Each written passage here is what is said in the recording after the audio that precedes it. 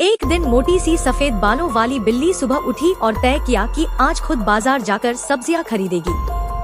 उसने अपने छोटे से पर्स में पैसे रखे और अपनी काली साइकिल निकाली। इंसानों की तरह चाल चलते हुए वह बाजार पहुंची। वहां उसने टमाटर, आलू, भिंडी और धनिया खरीदा।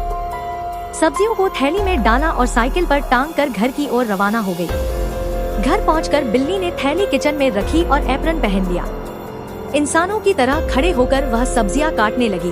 कभी चाकू चलाती, कभी सब्जियों को धोती। किचन में सब्जियां कुकिंग के लिए तैयार थी। उसने गैस ऑन की, कढ़ाई में तेल डाला और मसाले डालकर पकाना शुरू किया। कुछ ही देर में स्वादिष्ट खुशबू पूरे घर में फैल गई। फिर वह इंसानों जैसी कुर्सी पर बैठी, प्लेट में खाना निकाला और चम्मच से स्वाद लेकर खाने लगी।